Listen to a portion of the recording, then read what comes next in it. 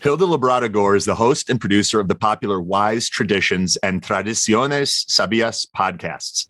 A certified health coach. Let's just take that from the top. Hilda Labrada Gore is the host and producer of the popular WiseTraditions and Tradiciones Sabias podcasts. A certified health coach and ancestral health advocate, she has traveled the world exploring traditional practices for optimal well-being. Hilda shares the best of experts, experiences, and epic adventures on the podcasts, her Holistic Hilda YouTube channel, and on ancestral health tours and retreats that she leads. Hilda, welcome to the Biohacking Secret Show. Thank you for having me, Anthony. I'm excited. I'm excited too. Both of us just recently got back from some trips, and you were in Ecuador. Maybe you could tell us a little bit about that. It was mind-blowing, Anthony. It was so beautiful and profound. I had been planning on taking this trip in 2020. COVID or the restrictions related to it kind of changed everything, threw a wrench in the works. And I was going to take a group. I wanted to take a bunch of people to explore ancestral wisdom. This is one of my favorite things to do, is travel the world and see who's still living kind of the wise traditions way. Mm-hmm. But unfortunately, I couldn't go in 2020. So my friend who helped organize the trip, Andrea Lucio Mieles, was like, why don't we just go ahead, Hilda, even if it's just a handful of us? So there I went with Andrea, the tour guide who is from Ecuador, and a videographer and a couple of other folks, including my sister. I was like, who can I get to just jump on this train? And It was so beautiful because I kind of didn't realize what I was going to get into exactly. And I thought I would just observe some ancient rituals. I was going at the time of the summer solstice around June 21st, when they have an Inti Raymi festival in Ecuador, especially among the Quechua communities. And it's a celebration of the sun. And I was like, okay, I'll watch these little displays they're going to do. The next thing I knew, they were inviting us to participate in some of their rituals. And we were doing the ancient ritual bath, and we were dancing around like the Inti Raymi celebrants do. And I was like blown away by the whole thing. It was crazy. That's super cool that they invited you to participate in it. They were very inclusive rather than, exclusive. They were. And I guess I'll just say one of the first Quechua people I met was Mama Rosita Colta. I met her at a hospital in San Otavalo, and she explained, she is a healer and a midwife, and she said, the body is holy. She kept saying it over and over, Anthony. She kept saying, nuestro cuerpo es sagrado. And because she is a midwife, I was like, okay, she's seen babies being born, but it was kind of a beautiful introduction to her Indigenous people group's mindset that our bodies are beautifully and wonderfully designed. And by inference, I understand that the earth is a part of our healing nature, a part of our healing protocol. And so I got to, get in the water with her community and experience the healing energy of water near where they live. And then like I said, I got to dance around, and I was just so profoundly, I will even say, transformed by the experience. Yeah. Where were you in Ecuador? We were outside of Quito. When I first went to this one area, it's called Otavalo, and that's where Mama Rosita was. She was actually working in tandem with a hospital, and the hospital was like, we want Indigenous people to give birth in this hospital, but they're kind of not interested. And what can we do? We just want to support. They weren't trying to make all these medical interventions happen. They said, we really want to support the birthing process and make sure if there are any high-risk situations that we have some modern technology available. So Mama Rosita became the bridge to her own community. She would welcome people in their own native language. She wore the traditional clothing. She made sure the birthing room wasn't white, because white in her culture signifies poison and death. So she did these things, and she even played her harmonica. She demonstrated this to me, how she would welcome the baby into a warm and happy place by playing the harmonica. I mean, I was like, wow. And so she invited me to be a part of these things, like I said, and it gave me kind of a renewed respect, not just for Indigenous people, but also for this world that we live on. Absolutely. Yeah. We were talking right before we hit record. I just got back from a week in Western North Carolina in the Nantahala Forest. And I was working on our print underground newsletter that we're going to be releasing soon, and just writing it by hand. And one of the things that I was kind of reflecting on was like these 5 elements of life. And, you've got food, water, oxygen, electricity, which in my mind includes earth, includes sunlight, right? Sunlight being like one of the visible spectrums of electricity, but a lot of it is invisible. And sleep, right? Because the issue that we're working on is sleep. So I kind of considered that. I threw that in there as an element, in part for the newsletter. But maybe you could touch on a little bit of some of the experiences that you had there, and the energy of water and earth and sunlight, and how the indigenous see that, and perhaps how it changed your perspective or shifted your perspective.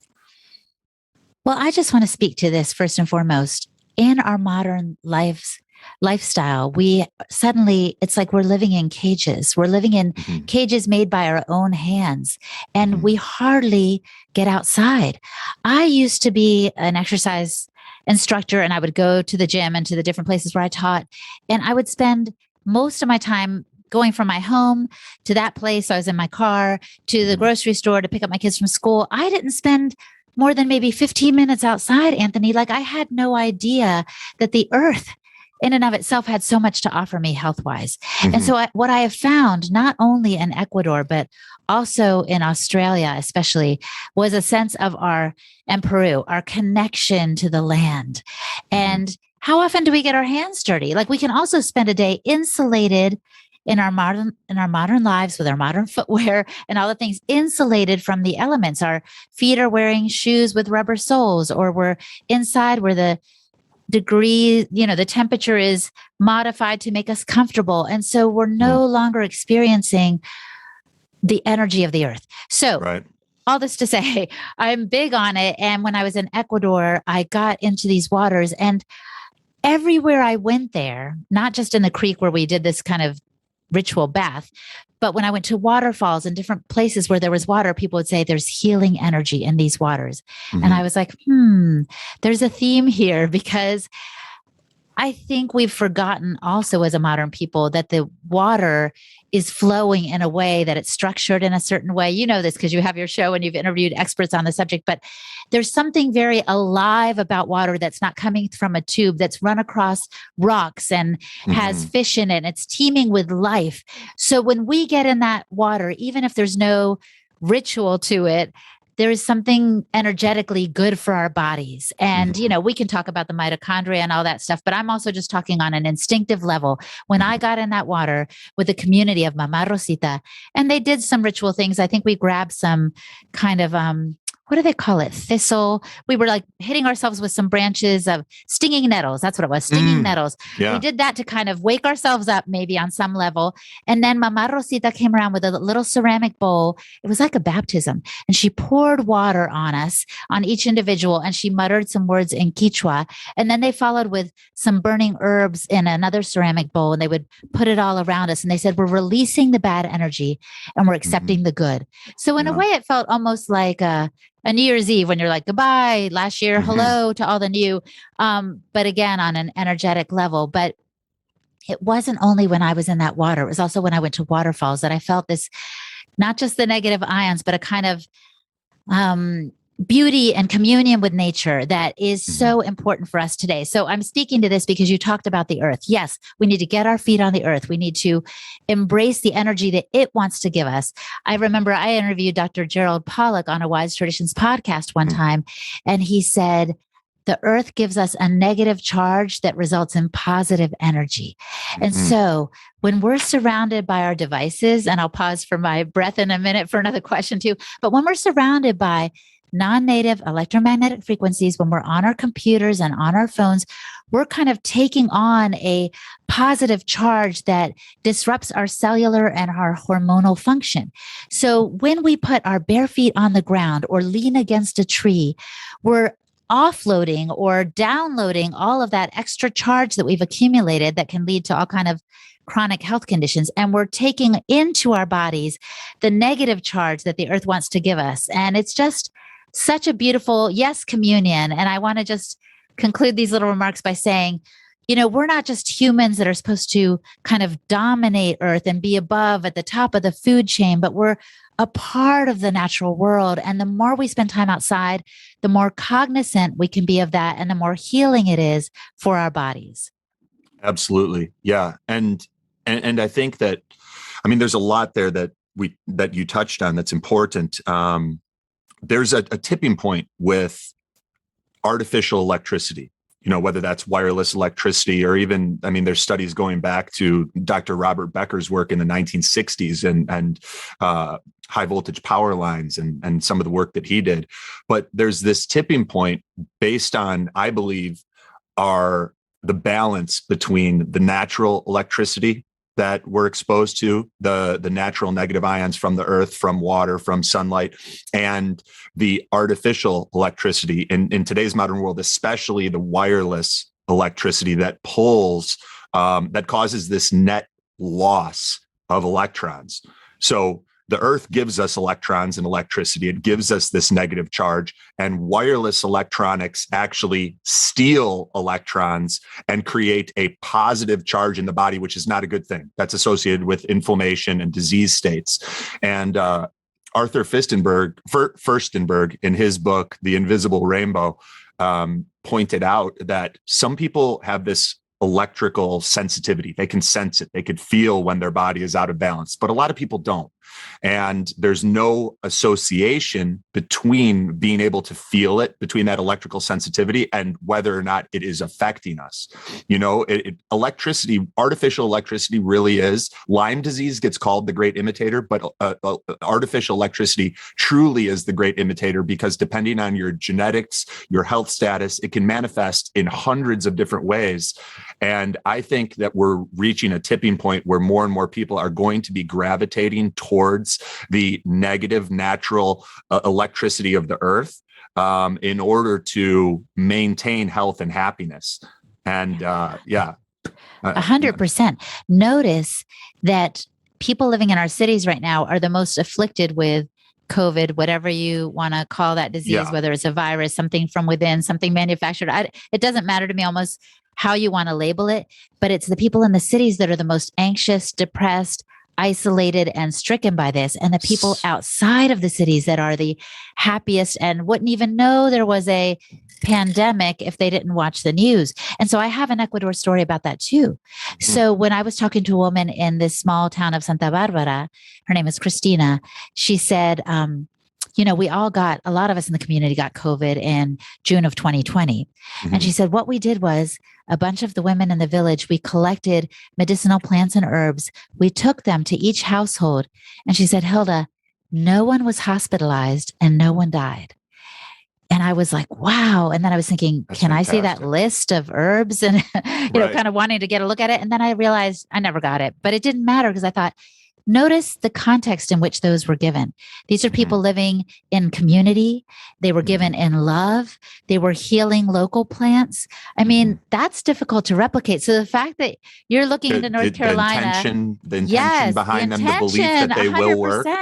But I just also think wherever we live, and I live in DC, we need to get out in a healing atmosphere. If we don't have the community and we're not feeling the love, at least get out there and hug a tree. There are natural, the nature wants to commune with us and love on us and remind us of who we are amidst these turbulent times. For sure. And, Dr. Jack Cruz, who was episode 3 on the Biohacking Secrets show, he really helped impart upon me that population density plays a big part in this. And, I look at where I was living back in 2016. I'm in a high rise in downtown Chicago that to me was like the epitome of making it. I'm in an area, a neighborhood of Chicago with a population density of 35,000 people per square mile. That's insane, right? So then I moved to Delray Beach. That was 1,500. People per square mile. And now where we're going in North Carolina and going to have our home base is 14 people per square mile. So I'm in a couple of years going from 35,000 people per square mile to 14 per square mile. And yes, when that happens, sometimes your Jeep gets stuck and you don't have cell service and you got to find a way out. But the benefits, the connectedness that I feel there within 24 hours is profound. And the creative energy and stuff that sometimes eludes me in cities, even when I'm traveling, I find flowing in abundance there. And just to circle back to what we were saying, it's not that the people are the problem. It's the conveniences that they bring with them. Yes. I do live in DC, and I can't begin to tell you how many Wi-Fi networks are just on my street. Yeah. I do my best. This is one reason I travel. Here's a biohacking secret for you. I get out of town as much as possible, in part to get away from all of the towers and the networks. Right now, my family's there. We're trying to move out. We haven't done it yet, but I'm like, I don't want to be subject to my neighbor's cordless phone that is emitting stuff even through the wall to my own house. I mean, it's just a lot. And I'm glad you mentioned Arthur Furstenberg, by the way, also the author of The Invisible Rainbow, because he talks about how anxiety wasn't a diagnosis until electricity was rolled out in the cities. Did you know that?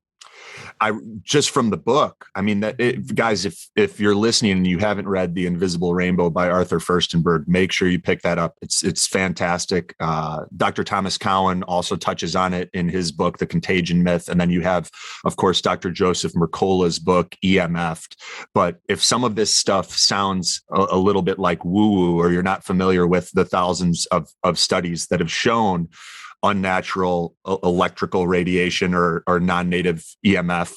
I think people just get a little bit confused when we start talking about electromagnetic frequencies, and you get into electrical and magnetic and radio frequency. It just gets to be too much. But if you're like unnatural electricity, artificial electricity, that creates the magnetic fields that causes a lot of these things. It's a little bit easier to understand. And the biggest problem is the wireless stuff that's rolled out so fast, since we, Wi-Fi in 2000, and then the iPhone in 2007, and then 3G, 4G, 5G, right? So those are sort of the things that are impacting us just because of the speed at which they've been rolled out. And yeah, I do think that many people are going to be in the interest of their own health, looking to get out of cities if they haven't already. I already know a ton of people that have moved out of Chicago, and gone to areas where there's more community. It's less of the high rise lifestyle, and people are starting to grow their own food. They're starting to realize that there are levels to this game. And the top level is not organic food at Whole Foods. The top level is biodynamic farming and regenerative agriculture, and getting your hands in the soil. Like you said, I was disgusted by how much dirt was under my nails in North Carolina. And there was no washing it out. It was just I was constantly working with the earth and getting dirty and doing stuff. And, but it was also like a badge of honor. I knew there was good that was coming with that too. And then, you get home, you cut your nails and you clean yourself up. I'm glad you're telling that story. I have a story about dirt from Ecuador I want to share real quick. So I went to this volcano called Cotopaxi. It's one of the highest, most active volcanoes in South America. And as we were approaching the foot of it, my guide, Nancy, said, I don't say this to everybody, but we had been talking on the way up, and she knew we were open to spiritual and physical and alternative health protocols, so to speak. And she said, you know what? I want you to do something that only some of us indigenous people do. She said, I want you, when we get to the base, to put a little dirt under your tongue. And it's a way of showing respect to the mountain and letting it recognize you. It's a way of kind of communing with the mountain. And it was so moving. And I really like that, to recognize again that we're part of the earth, and we're there as a participant in that day, of being close and being intimate. And the mountain in turn, Anthony, this is going to sound kind of woo-woo, but let me just say, she's like, oh my gosh, it's greeting you. The clouds parted and these things happen. And then as we were leaving, she's like, it's saying goodbye. And she said, Hilda, it doesn't always show itself like that. So it was really, really special. And I think this might sound like way too woo-woo for a lot of people. So I want to bring it on home with this. If most of your day is spent in front of a screen or with your hand on a device, you might not think it's affecting you, but just notice what your anxiety level is compared to if you start your day with sunrise instead of screen rise. Yeah. Don't reach for your phone first thing. Step outside. This is what I do. And it's great because you're also starting your day on your terms. You're finding your place in the world. Literally, you're recognizing, oh, I'm a human being. The sun is still rising. The birds are still singing. No matter what you went through yesterday or what your day may hold today. The world keeps turning. And so it's just a really good spiritual practice, but also a physical practice to kind of get you in the now. Mm-hmm. And another thing, if you're not sure if these non-native electromagnetic frequencies are affecting you either, just notice if there's a little tingling in your fingers from time to time after you've been on your phone for a while, or you might even have some tinnitus. That's the ringing in the ears that can come from being close to some towers and stuff, right? So yeah. So I'm mentioning this because I have a friend who was highly sensitive to all this stuff, Anthony. And she'd always be like, Hilda, I'm the canary in the coal mine. Like, it's affecting me, and it shows on me, but it doesn't show on other people. And now I'm thinking, oh my gosh, it is starting to show on other people. It is for sure. And even people who don't have that electrical sensitivity, one of a good friend and colleague, he just got brain cancer. And he's on his phone all the time. Like, it's a huge part of the work that they do. Their office has all sorts of Wi-Fi routers in it. Like, even when I walk in, I can feel it. You know what I mean? Like, my body is not, I didn't even know that I could feel it until like 2016, 2017. And then I started realizing and picking up on the different sensations that I could feel. But, he was just constantly, tethered to his phone. It was a part of the work. They never really thought too much about it. And he was recently diagnosed, and he had a tumor in his head the same size as his brain. Like, they were both occupying the same space, and it was pushing his brain against his skull. And they said at the office, he started speaking nonsensically and, not acting himself. And they got into the hospital and they found it. Now, thankfully, he's recovering.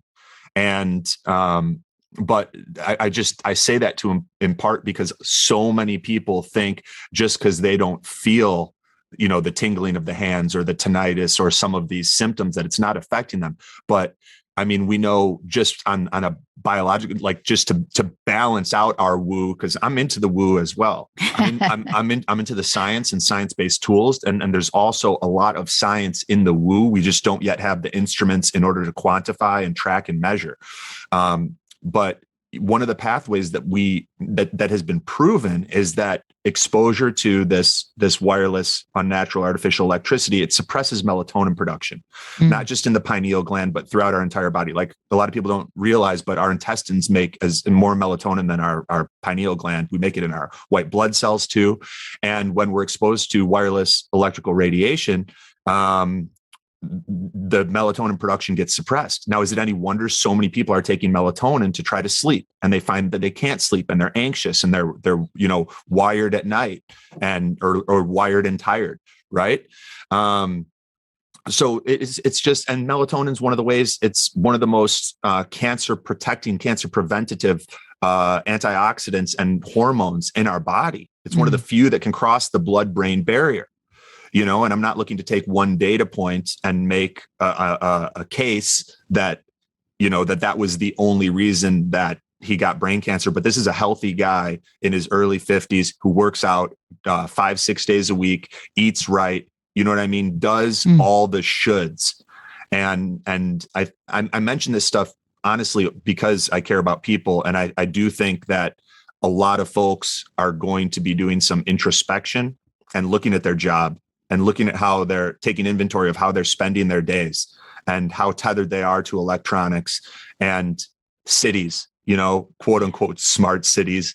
And some people are going to stay because it is hard to move. It takes work. I've done it a few times. It's hard. And it's been hard for us too. But this is why, one reason too, we're biohackers. I think it's because we're looking for ways to live healthier lives amidst the modern conveniences, if you will. And so if anybody's listening is like, oh my gosh, what am I supposed to do? I'm not going to move. Am I supposed to go back to the Stone Age? Exactly. Do I have to leave my phone? My daughter's ready to pitch hers into the pond, as Dr. Tom Cowan suggests. But if you're not ready for that, okay, fine. Some small changes. I am so big on kind of bringing ancestral wisdom in bite-sized, applicable pieces. So this is one reason I say sunrise before screen rise. That's one thing I do. Another thing is eating meals outside as often as possible. I know in the winter this can be harder, but as you know, also our digestive process benefits from the sunlight. I've also studied under Dr. Jack Cruz a bit. And so I Mhm. know. So when you get the choice between eating outside on the patio or eating inside, pick outside as often as you can. That's a Maybe good one. take sun breaks. Like people used to take smoking breaks, and they still do now. And then I'm sometimes surprised, and I'm like, oh, people are still smoking. Look at that. But they're getting outside. So maybe that's doing them good. Maybe it's balancing out. Who knows? But There's some look interesting for, research on smoking outside that it's not necessarily as bad as smoking indoors. oh, hey, well, so who I mean, I'm not knew? encouraging smoking here, guys, but just interesting. It is interesting. But all I know is this too. I love what Tommy John says. He's that chiropractor in California, and he says Mhm. N equals one. In other words, experience it for yourself. See what Mhm. works for you.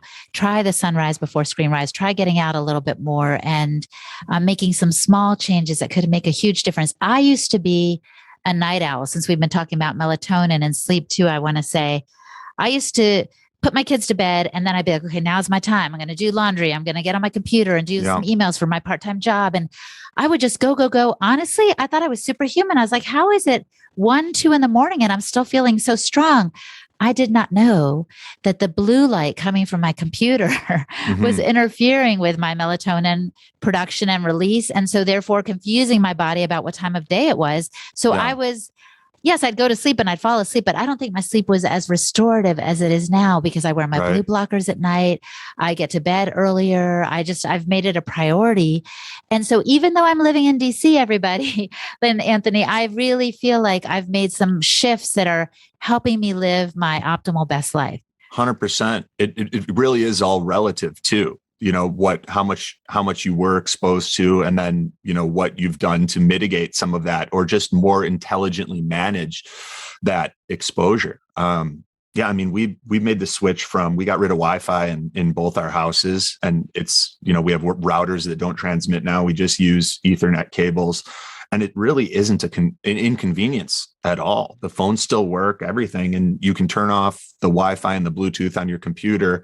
And you're not. I mean, I mentioned that because there's a lot of evidence to suggest that the melanops and the photoreceptors in our eyes that are it's like a non-image forming part of our eyes, and the suprachiasmatic nucleus, the SCN, that picks up on electrical signals. It's not just light. It's all of these invisible parts of the electrical spectrum too. They pick up on and then they send those signals to every cell and every organ in our body. And yeah, I mean, I get that too. If I'm on devices late, if I turned Wi-Fi and Bluetooth on my computer, I could work all night,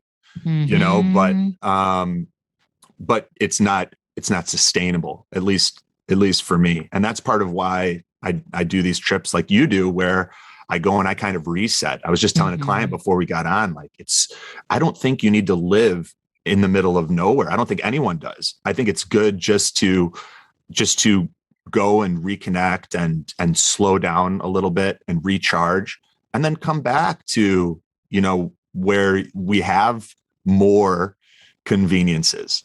I do think, as you mentioned, there's a connection between conveniences and not necessarily the most favorable health conditions. Yeah. As you know, I do the Wise Traditions podcast for the Weston A. Price Foundation, and they're amazing. They're about food, farming, and the healing arts. But one thing they say about technology is technology should be our servant.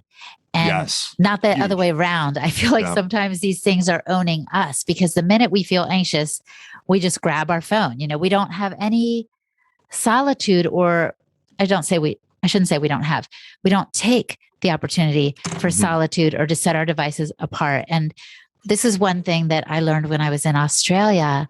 I was talking to an Aboriginal woman, actually two beautiful Aboriginal women, Suzanne Thompson and Eve White. And we got together on some land outside of Barcaldine in Australia. And one of them said to me, in our culture, we have this concept of Didiri, which is a deep listening.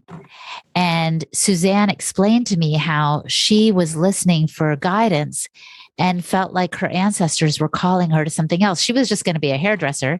And now she is the custodian of acres and acres of land where her ancestors once lived. But she might not have taken that step if she wasn't open and listening. Mm-hmm. And if she had always been on her phone, trust me, she wouldn't have heard that because she would have been watching reels or TikTok videos, So Totally. I feel like for all of us, we can have technology. I mean, I like a good reel or TikTok video as much as the next person, but I have it in its place so that it doesn't take over my life. Because partially, I agree with Arthur Furstenberg when he says our devices are the real pandemic. Anthony, now I'm preaching, but let me just say, I feel like they're sucking us in. They're sucking us into this virtual world and disconnecting us from what's real. And so I could be having a conversation with you and scrolling at the same time. And it's so sad. I'd be half listening to you. I'm not at all present. I'm not aware of the energy you're bringing to me. Instead, I'm looking for something else that's never going to be within my reach anyway. The virtual world is an illusion. So I appreciate connections. Again, I'm not trying to go live in a cave, as you were saying earlier, but I do feel like we need to make sure technology serves us and not the other way around. 100% agree. This is kind of a funny little aside. I'd called Arthur Furstenberg and we had a little bit of a chat. It was the first time we'd ever spoken. And within seconds, he goes, "How are you talking to me?" And I was like, well, I'm driving back from North Carolina. I'm on my phone. He goes, "Is it a cell phone?" And I go, "It is. And he goes, "Oh man, you got to get rid of that. You got to get rid of that thing." Right away. It was like the first 2 minutes of our conversation. And I agree with him. I actually whipped mine into the woods last summer at one point. And then this is a pretty good summary of my relationship with my phone. I chucked it into the woods one night where I was like, I'm done with this thing. And then I went back the next day using Find My Phone and dug it up. Went to get it. It was like, I'm not ready yet.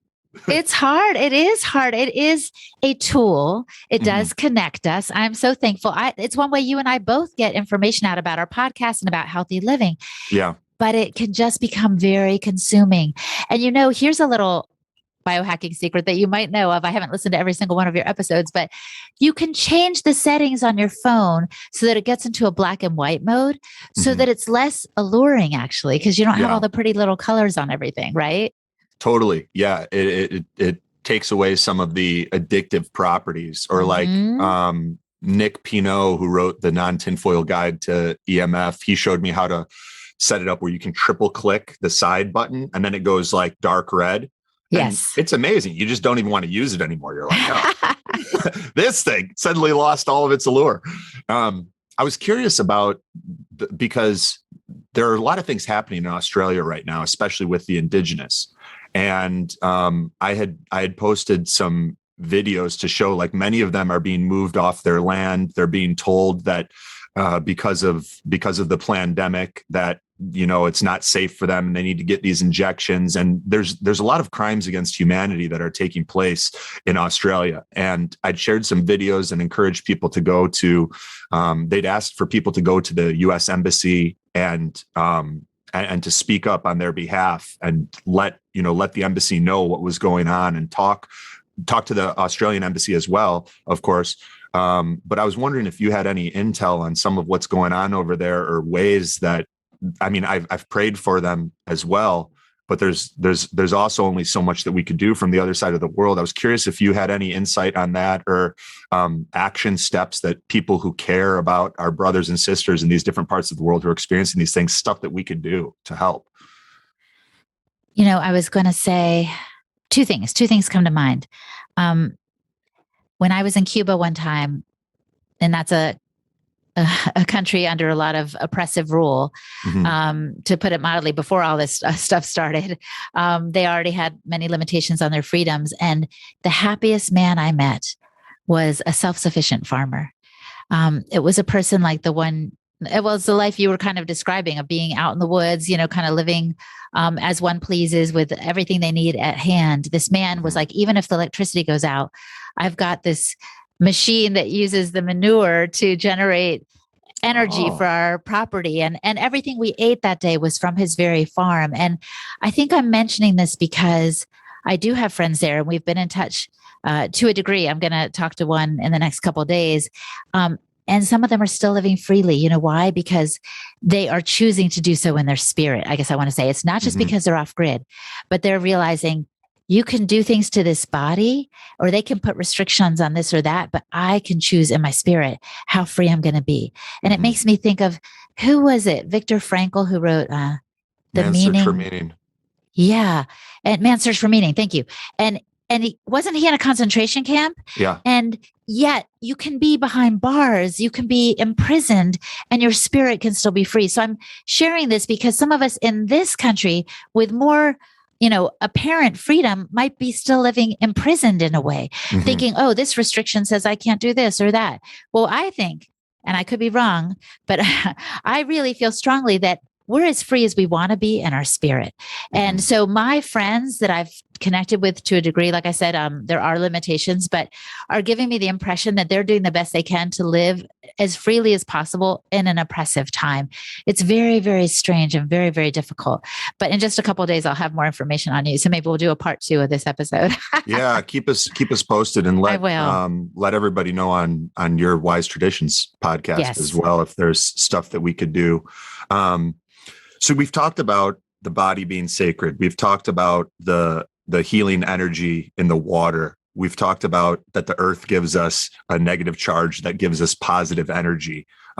Sunrise before screen rise, eating meals outside, making technology it should, be our servant rather than turning us into its servant or making us slaves to technology. Are there any other lessons that you've learned or stories that you'd like to share from Ecuador, Kenya, Peru, Australia? One that comes to mind, it's embarrassing, but I'll tell it. So I am a go for it kind of person. I love adventure, as you can tell from my YouTube channel and all the rest. So when I was in the Galapagos, actually, we got to see all these amazing animals, flora and fauna. Like 40% of the flora and fauna in Galapagos is seen nowhere else in the world. So there's like marine iguanas and sea turtles and beautiful, I forget what they're called, but these crabs that look like they've been painted by an Italian Renaissance artist. Like, it's just amazing, amazing things. And so I was very much enjoying it. And I think it was like day 2 of our island trip that the captain got on the captain, or the guide rather, I think it was the guide, Roberto. He was the one we were friends with. But anyway, he got on the highest point of the ship, Anthony, and he threw himself into the water. And he's like, let's do this, And so he wanted everyone to follow suit.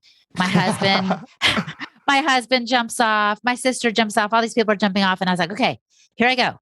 1, 2. And I went back and forth so much. I was like, okay, I can do this. I can do this. But you can say that a million times, but when you look down, it's scary. Yeah. And your brain is like, don't do it. Don't do it.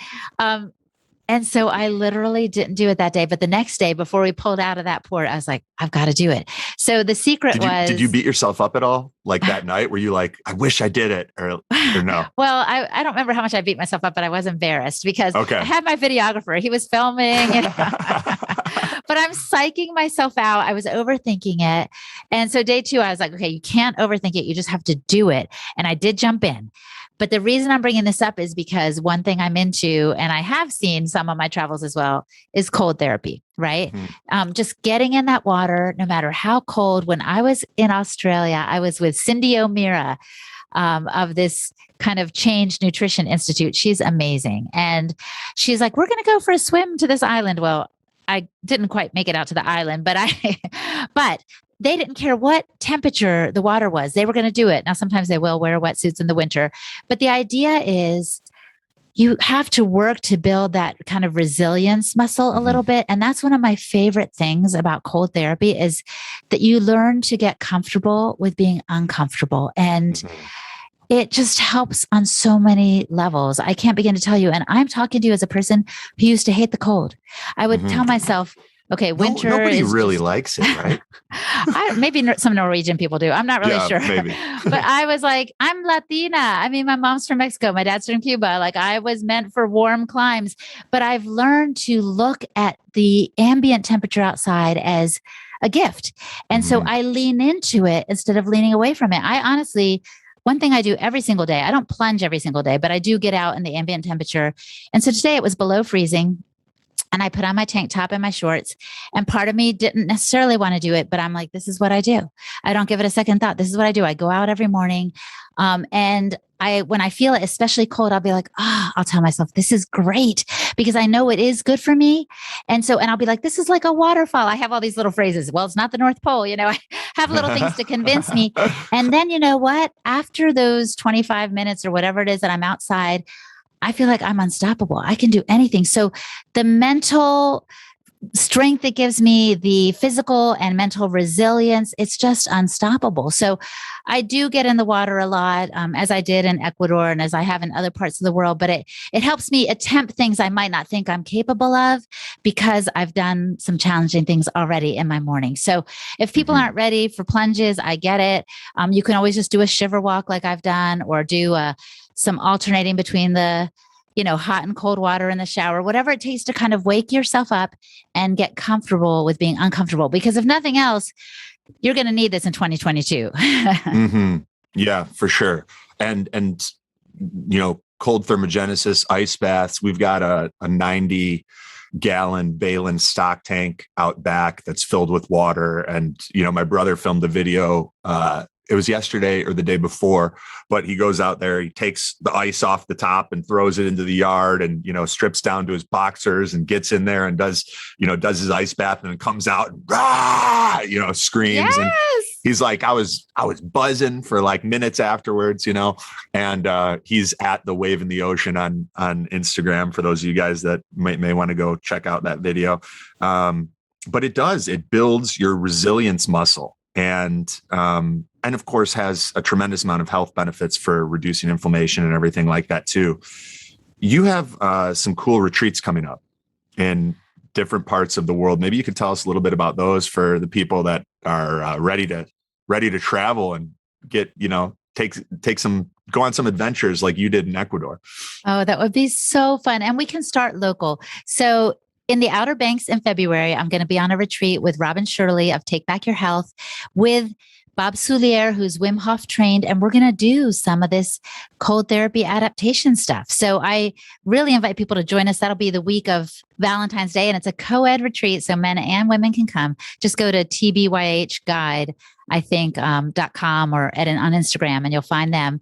Also in March, I'm going to be going to Mexico, to Querétaro, and this is still in the works, so people should just come to my website, holistichilda.com, sign up for my email so I can keep them posted on when that's going to be exactly. But I'm very excited about that. And it's going to be a conference focused on some of these ancestral and yet biohacking secrets.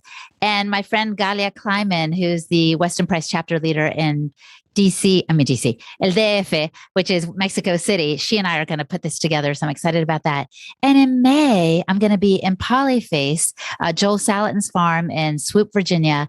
And we're going to do an event, just a one day, or like May 7th, I think it is. And it's really going to be inspiring and positive and an opportunity to connect with one another. Because the one thing you and I didn't mention yet that really is a biohack, but it's also an ancestral secret, is the energy we get from each other. Mm-hmm. So I think it was Bruce Lipton that I interviewed that said that we're like little batteries, and we exchange charges as we're together. We know we swap DNA and stuff, but there's something kind of energetic that is powerful when we get together. And so my event is not going to be one that's huge on speakers. I do have some amazing people coming, which I will announce shortly, but it's more about getting all of us together, because I feel like we can all learn from one another and share that energy and kind of level up to a new place where we'll need to be in 2022. I totally agree. And like I was mentioning to you, we went to a meetup yesterday with a whole bunch. It was like 40 or 50 people, and we did a potluck dinner and we sang Christmas carols, and it was wonderful. I saw like people literally lighting up, being around one another and participating in that stuff. And I think a lot of people are sort of reaching a tipping point where, don't do anything that's unsafe. Well, actually do some things that are unsafe, but in the right context. It's all relative and risk reward based. But a lot of people are like, okay, we've seen what isolating ourselves for like years on end does, and the agenda keeps going. So it's up to us if we want to get together. And, we want to have face-to-face interactions and hug people and love them and charge up our batteries and charge other people's batteries, or, do we want to listen to Daddy Fauci and have our world get smaller? It's up to each of us to decide what we want to do. 100%. And it's also up to each of us to decide the kind of healthy life we want to live. Like you said, it's the lifestyle, it's the connecting with each other, but please don't outsource your health to anybody else. You know you best. N equals 1. Figure out what works for you and go there. Yeah, for sure. Holistichilda.com. Is that the best place? What's your Instagram again? That's where we originally connected. Yeah, Holistic Hilda. Holistic Hilda. Holistic Yep. Hilda on Instagram, holistichilda.com. Anything that you'd like to share with our audience before we go? Your vision for the future, where you see these next couple of years taking us. What do you think is God's plan for humanity, and how? I mean, if spirit, whatever you want to call it, God, spirit, the universe. What do you believe is their plan for our species? I'm convinced that God's plan for humanity is for good. Mm-hmm. It's for our welfare, to give us a hope and a future, not dismay. I have a strong Christian faith, and I do believe that it's something that anchors me. And it's one thing I didn't mention yet, but everywhere I've traveled in the world, people have faith that there's more to this life than what meets the eye. And so I do think our God's plan is for good. It might not always feel like that, just like when you're in labor. When I've been in labor, maybe not you exactly, Anthony, but when you go to have a baby, oh man, it's painful. Oh man, I had 4 kids. They all weighed over 9 pounds. I'm a very petite person. And I had them naturally without any drugs, and it was painful, but the reward to have this warm human being, to nurture, to care for, to lead as best I could was such a gift. So I feel like we're in birth pangs right now. Something new and beautiful is bound to come out of it. And even if we don't make it another 100 years as individuals or even as humanity, this moment is beautiful. So I'm thankful for it, as difficult as it is, because it's challenging me to step up and yes, take ownership of my health, but also to find my voice and footing in a challenging time. So yeah, let's stay open in 2022. I'm convinced that good things are ahead. I am too.